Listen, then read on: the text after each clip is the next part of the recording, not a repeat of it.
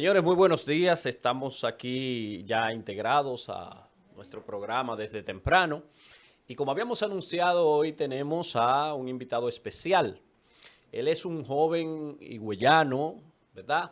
Hijo de una gran eminencia jurídica, mi profesor, mi querido profesor, maestro, asesor, guía, el doctor Pedro Livio Montilla Cedeño, quien en las aulas universitarias tuve la oportunidad de recibir el maná de su docencia.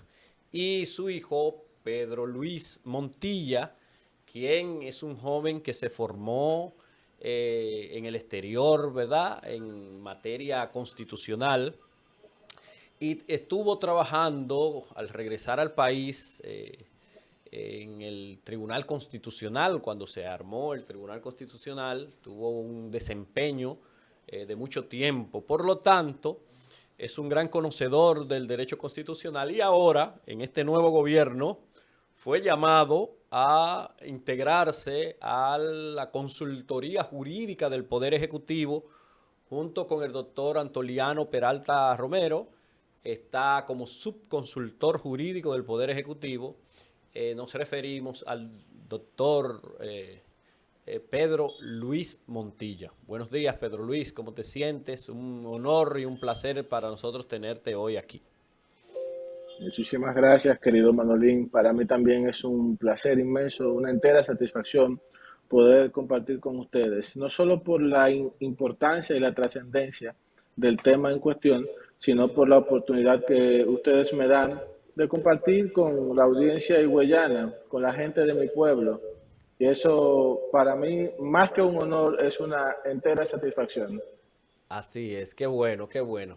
Fíjate, estás participando muy activamente, lo veo en las redes, lo veo pues en los sitios donde, en la televisión, en esos programas especializados y no especializados en la materia, exponiendo los puntos de vista y las motivaciones que tiene el gobierno del presidente Luis Abinader para someter una reforma constitucional. Y entonces queríamos, de primer término, que tú pues hiciera un esbozo de lo que, para que la gente de nuestro programa, que no solamente se ve en la provincia de Altagracia, sino que a través de la magia de las plataformas digitales, tenemos audiencia en muchos países del mundo, Global. que nos informe, nos deje una panorámica de qué se trata y cuáles son los puntos que están pues contenidos, contemplados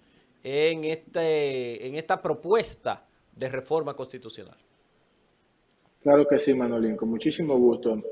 La idea de la reforma constitucional se construye en torno a una figura particular, que es la independencia plena, real, política del Ministerio Público. Porque esto es una promesa hecha por Luis Abinader incluso antes de alcanzar la presidencia. De hecho, podríamos decir que es una de las razones por las cuales el pueblo le da su voto. De manera que está compelido a cumplir su palabra presentando una propuesta de esta naturaleza. Ahora bien, lo que la consultoría jurídica del Poder Ejecutivo con la dirección de la presidencia impulsa es que no solo tratemos de la independencia del Ministerio Público, sino que aprovechemos la oportunidad, el contexto, para mejorar aquellos aspectos de la Constitución del 2010, que es una buena constitución, dicho sea de paso, en los cuales quedaron fisuras relativas a la separación de los poderes, relativas a los procedimientos democráticos y digamos que a la integración de la población a la participación ciudadana, a la participación política directa. Esos son los tres grandes aspectos que son objeto de reforma y en la propuesta esos aspectos inciden en el Ministerio Público, en el Consejo Nacional de la Magistratura, en el Tribunal Constitucional, en la Suprema Corte de Justicia, en el Tribunal Superior Electoral, en la Cámara de Cuentas, en la Contraloría General de la República, en el Congreso Nacional y otros órganos. Mira, Yo tengo ajá. una Sí, pregunta claro, claro, y adelante. me voy a presentar. Soy Maciel Sí. Peña, parte de este equipo. Como ese tema, ¿verdad?, de la reforma constitucional se ha convertido en un debate nacional, inclusive la Fuerza del Pueblo está opuesto, dice que no es el momento para la reforma constitucional. ¿Usted entiende que es o no así? Que no es el momento. Es un planteamiento interesantísimo. Nos hizo hace exactamente 2 semanas nuestro querido amigo, el profesor Henry Merán. La cuestión de la extemporaneidad, de que no es el tiempo correcto para hacer la reforma, entendemos nosotros que no es el argumento debido, porque si bien es cierto que hay puntos urgentes relacionados a los precios de los combustibles, la incidencia de la crisis económica mundial postpandémica y agravada por la guerra, lo relacionado a la inflación que golpea ahora mismo a todo el mundo, no menos cierto es que la justicia y todos los aspectos ligados a ella son necesarios precisamente para el buen desarrollo económico del país. Entonces, los aspectos económicos en sentido estricto ciertamente son urgentes, pero la construcción de la seguridad jurídica, la construcción de los aspectos esenciales para la justicia son importantes y nosotros no podemos vivir en una articulación administrativa que solamente privilegia lo urgente sobre lo importante, porque un día lo importante se va a convertir en lo urgente y no vamos a tener respuesta. La institucionalidad, la transparencia y la justicia siempre es importante, siempre es urgente y el momento para abordarlos siempre es ahora. Mira, Pedro Luis, aunque yo quería más o menos que tú nos hicieras una explicación de los puntos más esenciales de la reforma, pues entramos ya en plantearte lo que son pues las situaciones en las que se encuentra ahora mismo la reforma que fue enviada al Consejo Económico y Social para su conocimiento. Pero allí no solamente el Partido Fuerza del Pueblo, sino también el Partido de la Liberación Dominicana, los dos partidos mayoritarios de la oposición, pues se han retirado del debate, de la posibilidad de conocer a fondo y de discutir a fondo esta reforma. Y entonces vemos que ayer, en el día de ayer, el vocero, vamos a decir así, estratégico del gobierno, el señor Romero Figueroa, pues estableció que el gobierno iba a convocar a la ciudadanía. Fue un planteamiento que para mí resultó ambiguo porque no sé de qué forma en esta época se puede convocar a la ciudadanía para que sean ellos los que hagan la reforma constitucional o la lleven. Bueno, ¿qué tú me tienes que decir? Yo sé que tú eres pues más aterrizado en el sentido de que tú sabes legalmente que la ciudadanía no puede, ellos per se, llevar a cabo ninguna reforma constitucional. Pero ¿de qué se trata este planteamiento de este vocero estratégico que ha dicho que si los partidos políticos están ahora mismo negados a conocerlo, ellos van a apelar a la ciudadanía? Explícanos un poco eso. Permíteme hacer, Manuel, una bifurcación de la respuesta para ver ambas cosas. Primero, los partidos políticos no se retiran del diálogo, sino de la discusión de la Sí, claro, reforma constitucional claro, específicamente. claro. La mesa de transparencia conoce 14 proyectos normativos. Por ejemplo, dentro de 1 hora y media yo salgo para el CES y vamos a conocer hoy con la presencia del PLD, de la Sí, Fuerza del claro, Pueblo y del PRD claro. las leyes que tienen que ver con la participación ciudadana, el sistema de buen gobierno, conflicto de intereses y la función pública. Ahora bien, en lo que tiene que ver con la discusión de la reforma constitucional, ellos han hecho 3 planteamientos. El que comentaba Maciel hace poco sobre la extemporaneidad, otro respecto a que la reforma constitucional no es necesaria, ya sea porque algunos dicen que el Ministerio Público ya es independiente otros porque dicen que las reformas se pueden hacer por ley, etcétera. Y un tercer aspecto que dice que la reforma es inconveniente, o sea que los postulados particulares de la propuesta pueden ser objeto de discusión. Respecto a eso, el gobierno entiende que no hay condiciones para que la reforma sea aprobada, conocida adecuadamente por la Asamblea sin la participación de los partidos políticos. Y nunca ha existido ninguna intención de parte nuestra de imponer, de usar la fuerza, de intentar hacer pasar de algún modo la reforma.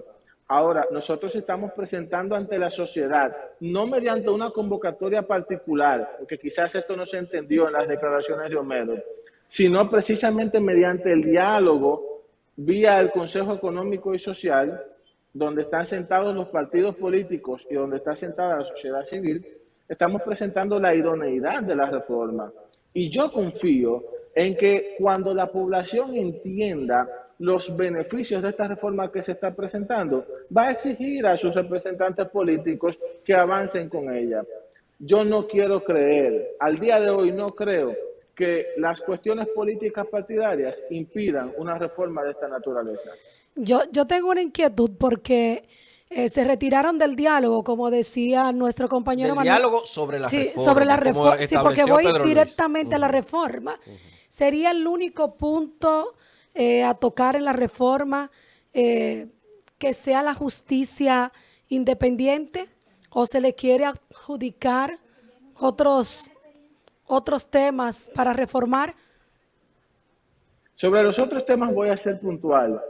El día 29 de agosto del año 2021, el presidente de la República envió una carta al presidente del Consejo Económico y Social, Rafael Toribio, y dijo que bajo ninguna circunstancia impulsaría, ni él ni su partido, una reforma que incida en la elección de la presidencia.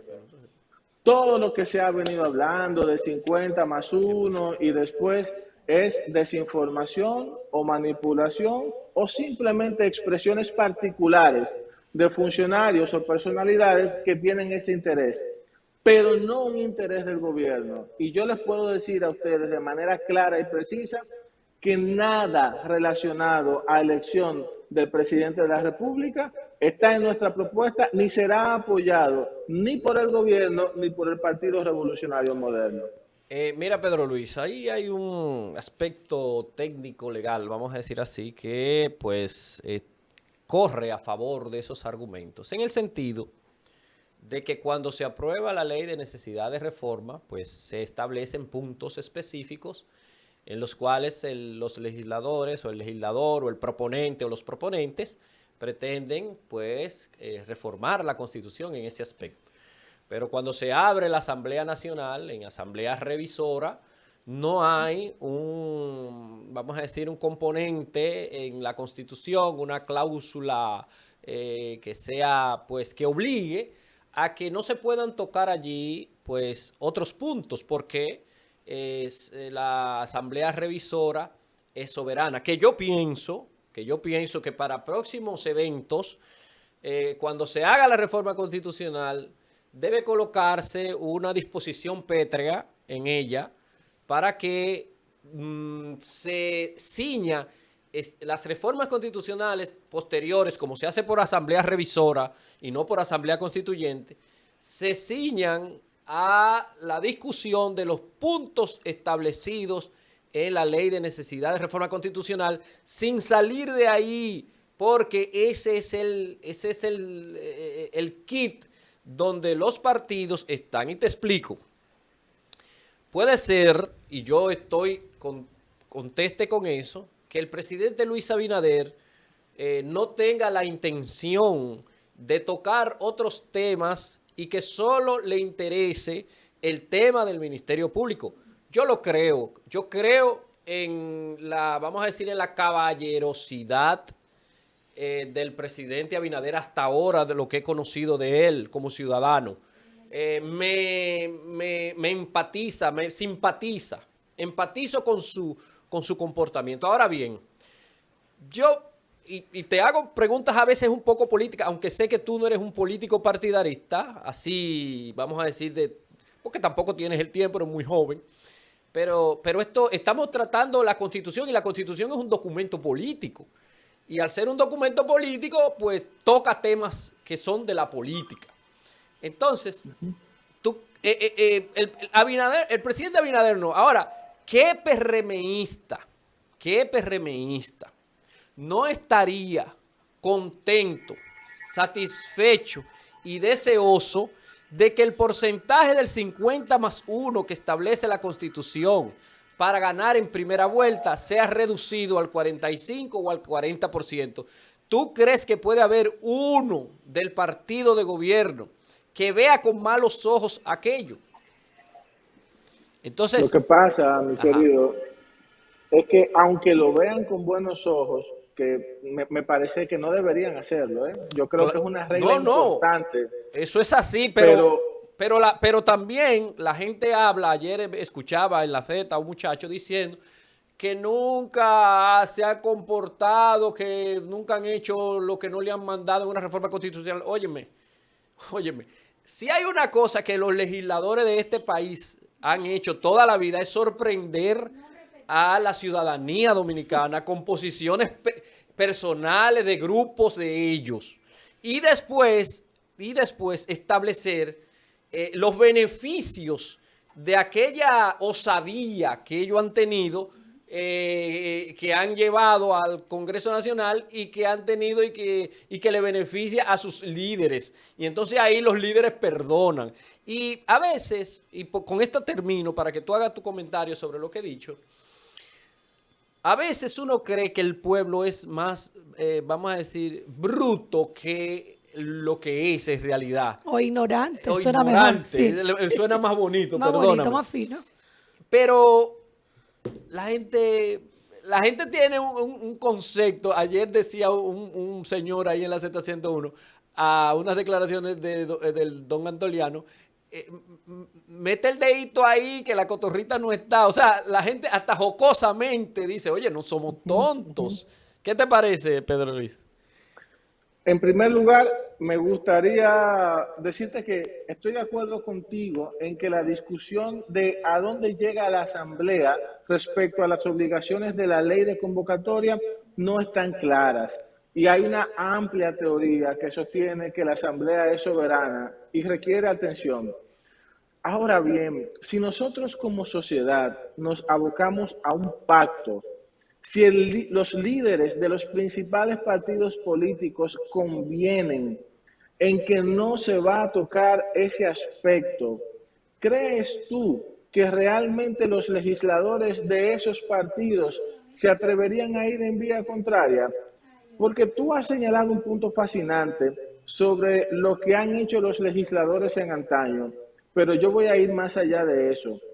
Yo no creo que esos legisladores hayan actuado en total contradicción a los postulados de sus líderes. Muchas veces lo que ha habido es Claro, una claro. suerte de conveniencia entre Sí, ellos. sí, sí, sí. Entonces, si el Partido de la Liberación Dominicana dice de manera clara que no lo aceptará, si la Fuerza del Pueblo dice que no lo aceptará, y el presidente de la República dice de manera reiterada, cada vez que se refiere al aspecto, lo ha hecho frente a la población y lo ha hecho con nosotros en las reuniones internas de trabajo, que bajo ninguna circunstancia se va a tocar esa parte, entonces, ¿quiénes nos llevarían la contraria?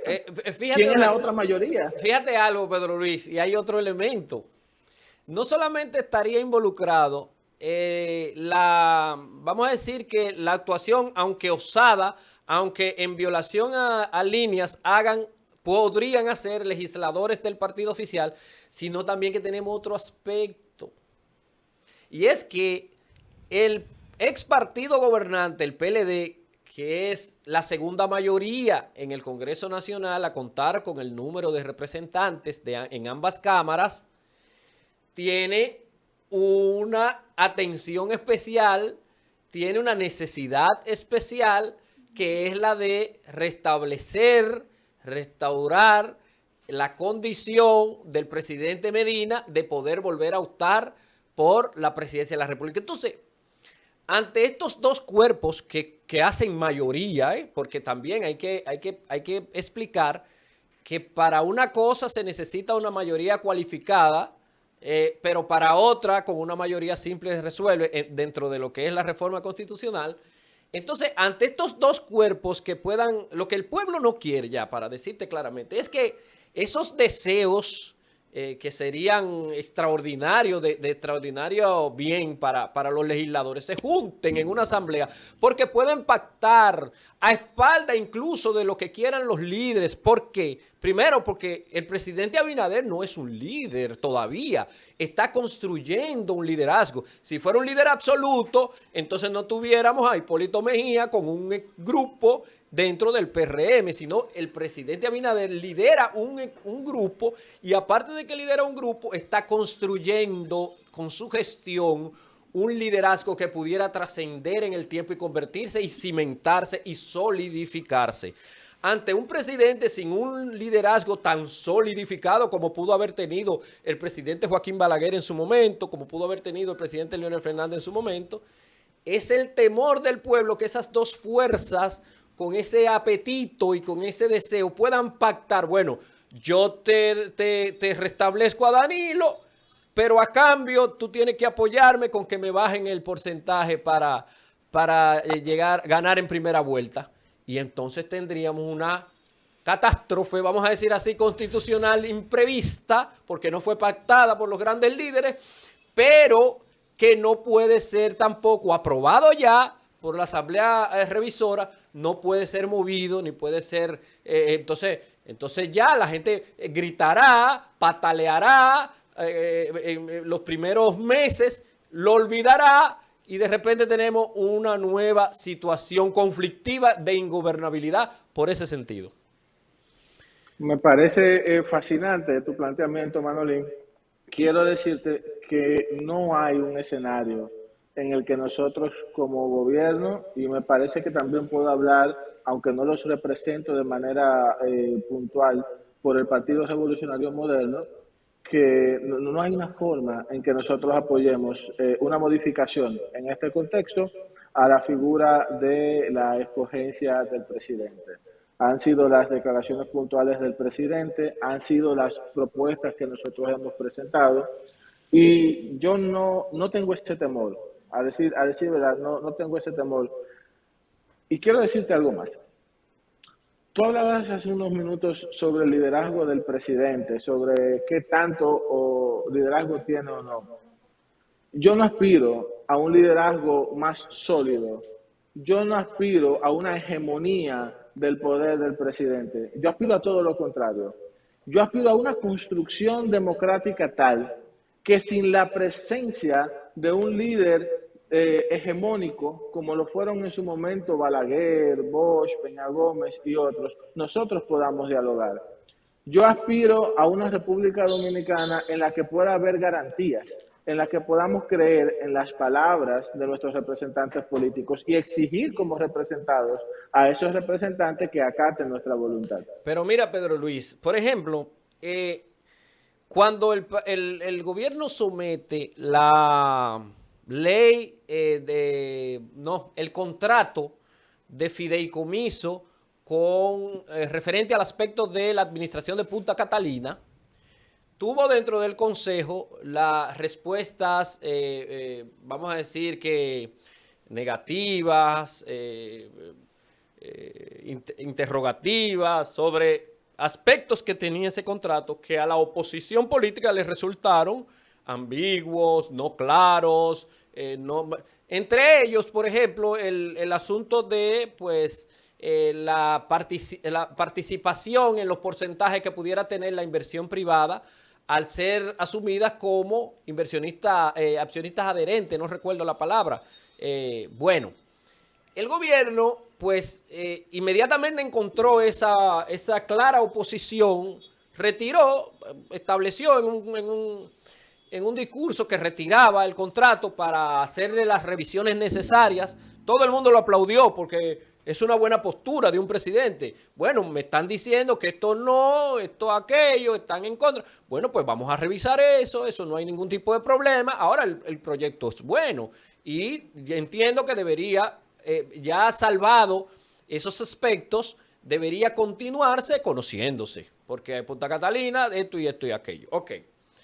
Pero en esta ocasión también llama mucho a suspicacia el hecho de que, aún con la oposición, con la advertencia de los partidos políticos de que hay una extemporaneidad, de que no hay una conveniencia en este momento por la situación en la que estamos atravesando, mantiene el gobierno la presión mediática, los planteamientos, lanza sus voceros casi completos a la calle a defender la reforma constitucional. Entonces uno dice, pero ¿y por qué la insistencia? Si con aquello de Punta Catalina actuó también y lo retiró hasta que, bueno, en el futuro podamos ponernos de acuerdo, porque insiste, incluso habla de convocatoria popular, porque disfrazado eso, es como cuando aquellos grandes líderes decían, pues si los que están no quieren, con la fuerza del pueblo, con el voto del pueblo, con el apoyo popular. Bueno, eso aunque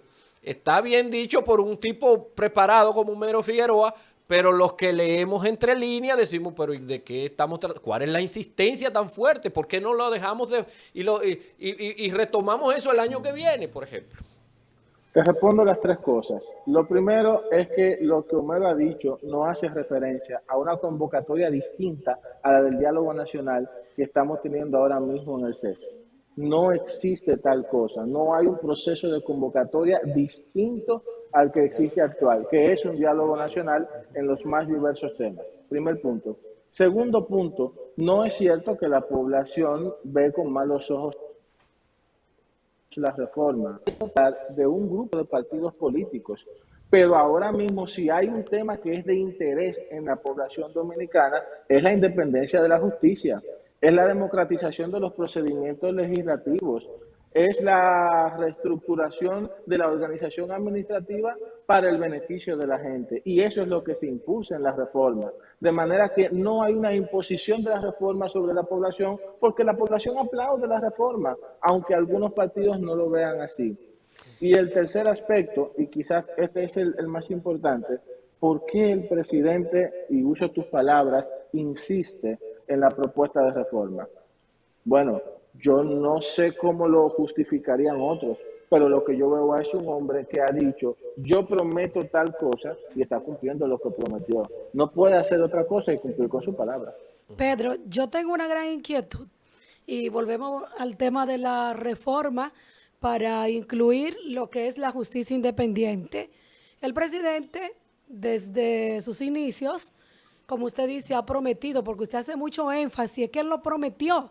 Entonces, como él lo prometió, es algo que él tiene que hacer sí o sí, primero, para cumplir esa promesa, tener más credibilidad con la gente del pueblo y en una segunda, ¿verdad?, reelección, pues tener beneficios electorales en esa parte. Ojo, Pero ya, yo no tengo que cumplir No. mi palabra para tener beneficios. Yo tengo que cumplir mi palabra porque es ético cumplir mi palabra, bueno, pero porque es correcto. continúo.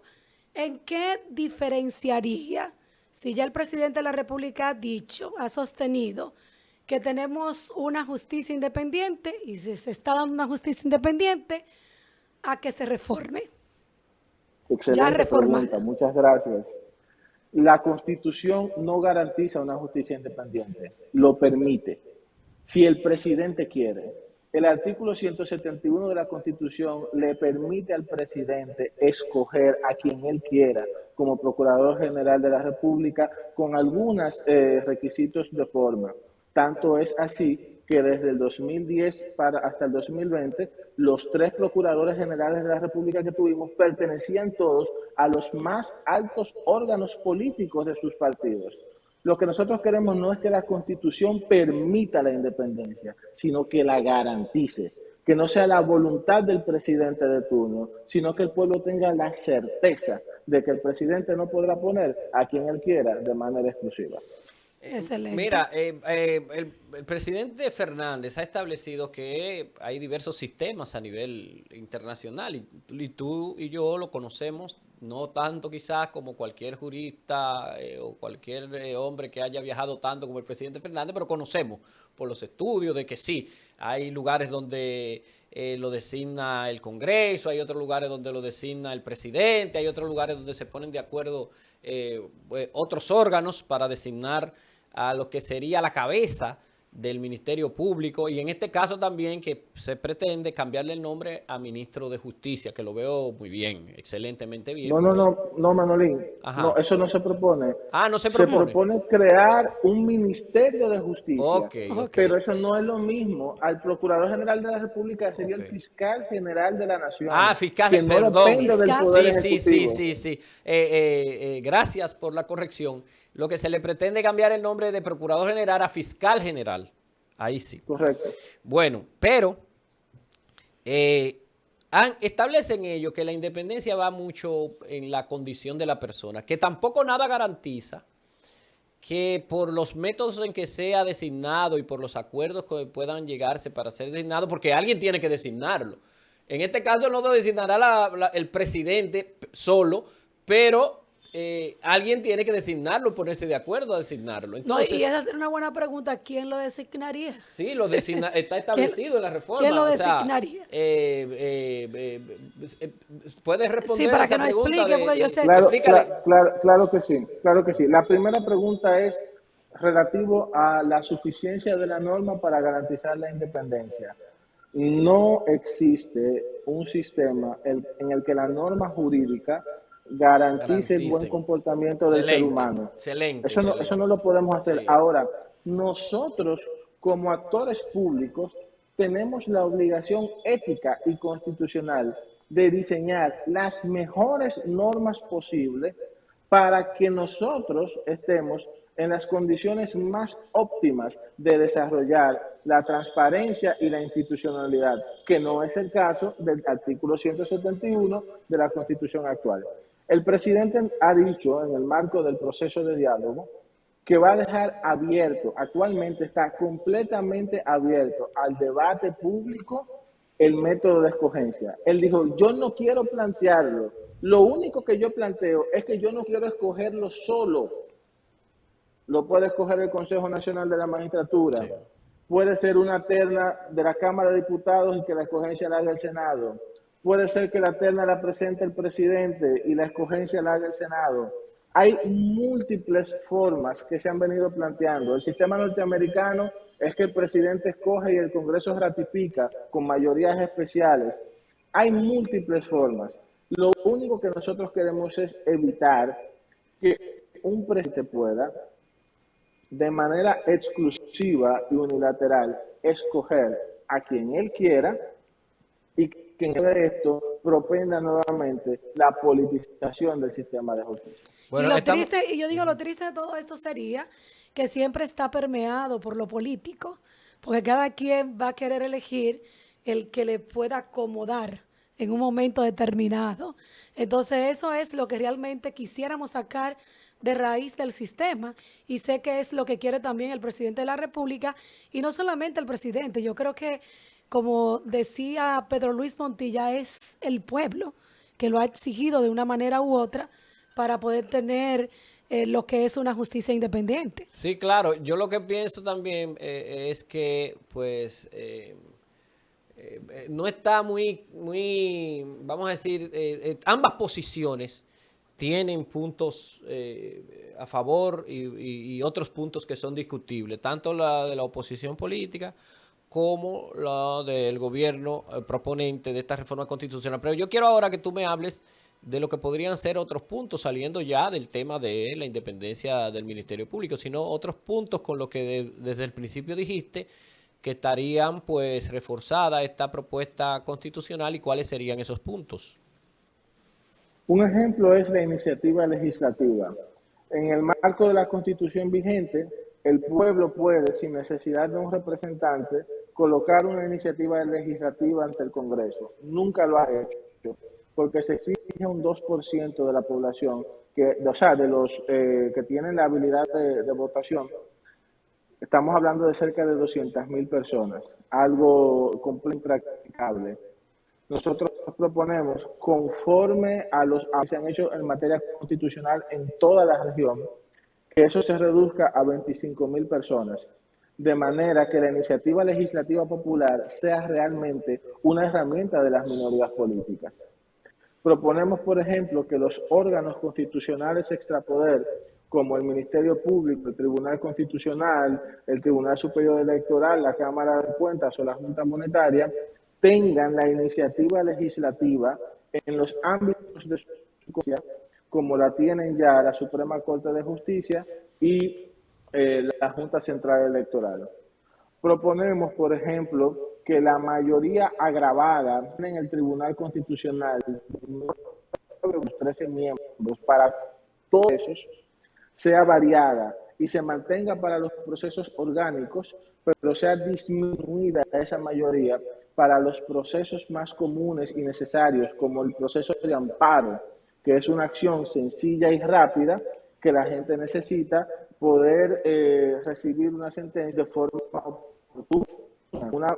Un quórum tan alto, la realidad es que la sentencia de amparo por lo regular dura más de un año en salir del constitucional, lo que lo hace completamente inválido. Igualmente estamos proponiendo que se fortalezca el sistema de independencia partidaria de las altas cortes.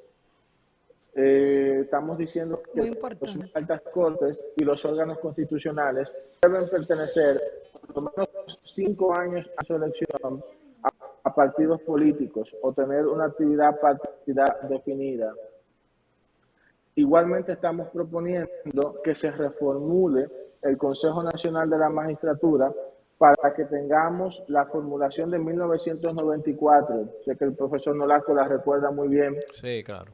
Y no la del 2010 que incluyó al Procurador General de la República, sí, que entendemos nosotros que es una figura distorsionante, porque es una figura activa en los procesos jurídicos, sí, y no debe, por tanto, escoger a los jueces que han de juzgar esos procesos. Sí, claro, claro, es así.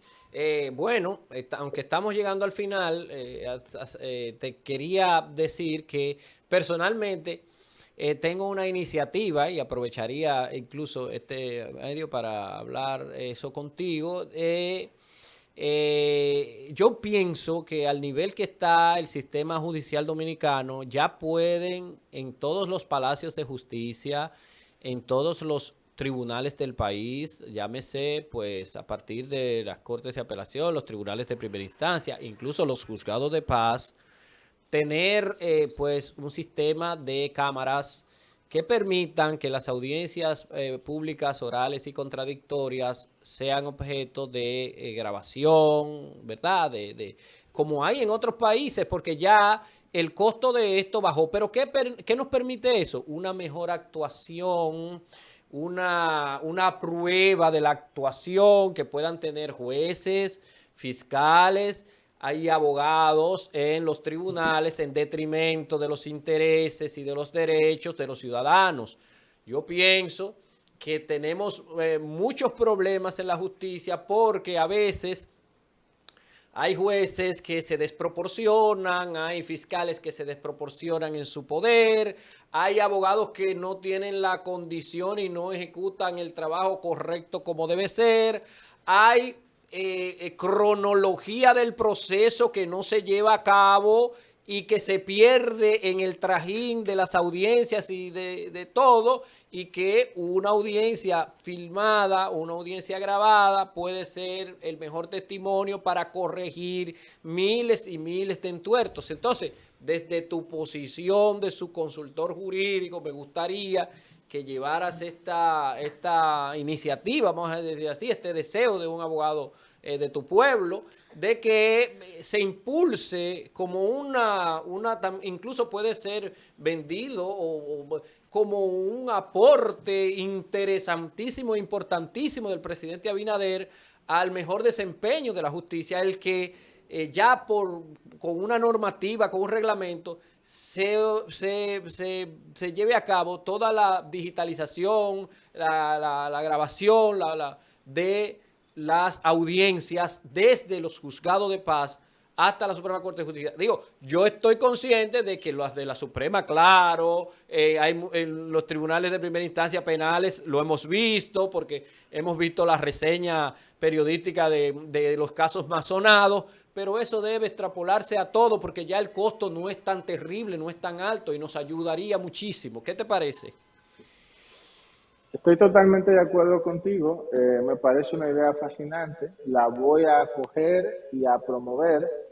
Y debo decirte que sí, algo que me ha encantado de esta interacción con ustedes es la posibilidad, como tú dices, de escuchar a un abogado de mi pueblo. Yo no puedo explicarte, Manuel, lo feliz que me ha hecho tu invitación a compartir con ustedes, a poder llegar de esta forma a la audiencia higüeyana y siempre, no solo para el proceso de reforma, sino para todo aquello en lo que te pueda ser de utilidad. No, para nosotros ha sido un lujo hoy tenerte, un honor, porque aparte de que estás en el, vamos a decir, en el tiempo de más brillo del ser humano, en el sentido de que estás en plena juventud, en pleno ejercicio de tus facultades, completamente preparado y con la oportunidad que te ha dado el presidente Abinader en el lugar donde te ha puesto. Bueno, para nosotros eres un orgullo higüeyano. Yo sé que tú eres un orgullo de tu papá y tu mamá porque el profesor, tú sabes que babea, vamos a decir así, cuando le hablan de ti, pero como natural. Pero el pueblo necesita saber que tú eres un gran higüeyano, un gran joven al que yo siempre he admirado calladamente, por el que me interesé en un autor fascinante constitucional que es Ferrajoli, Luigi Ferrajoli, porque te escuché una vez hablando mucho de él, exponiendo y entonces ahí, yo que había estudiado un poco ya desde el punto de vista de este ámbito de los dogmáticos constitucionales españoles, colombianos, de Iberoamérica y eso, tú me llevaste ante la luz de ese maestro Ferrajoli, te lo agradezco extraordinariamente. Entonces, ha sido el honor para nosotros, ha sido, pues hoy me siento feliz y voy a volver a ver, incluso voy a repetirme yo mismo esta entrevista para ver todos esos puntos que nosotros discutimos hoy. Y la vamos a repetir esta noche, claro, también, en el programa Escándalo, el cual conduzco para que masa, ¿verdad?, de los medios tradicionales, sí, también puedan ver esta interacción. Solo nos resta decirte que esperamos, así como ha sido la apertura tuya en este momento, en otras oportunidades, continuar teniéndote, dándonos luz, dándonos las posiciones gubernamentales sobre este y otros temas. Este es el primero de muchos, como dice Nelly Pérez. Te lo agradecemos y te dejamos los micrófonos para que te despidas de tu población. Muchísimas gracias, Manuel. Muchísimas gracias, Maciel. Ha sido un placer inmenso para mí compartir con ustedes. Quiero demostrar no solamente mi agradecimiento, sino mi especial cariño para con toda la audiencia higüeyana y simplemente ponerme a la orden, decirles que mi despacho en el Palacio Nacional es más una embajada para todos ustedes, que estamos a la orden completamente siempre, 24/7, y que en todo lo que podamos aportar, no solamente en el ámbito académico y jurídico, pues para nosotros es un grandísimo placer. Ojalá poder acompañarlos nuevamente aquí pronto y nada, desearles un fantástico día a todos. Muchísimas gracias, Pedro Luis. Gracias. Bien, y gracias a ustedes, amigos, que nos han bendecido con su atención. Sí, ¿verdad? Y ha sido una entrevista, un compartido. Una gran entrevista, sin desperdicio. Antes de nosotros finalizar, ya el programa que ahora tenemos, Nelly,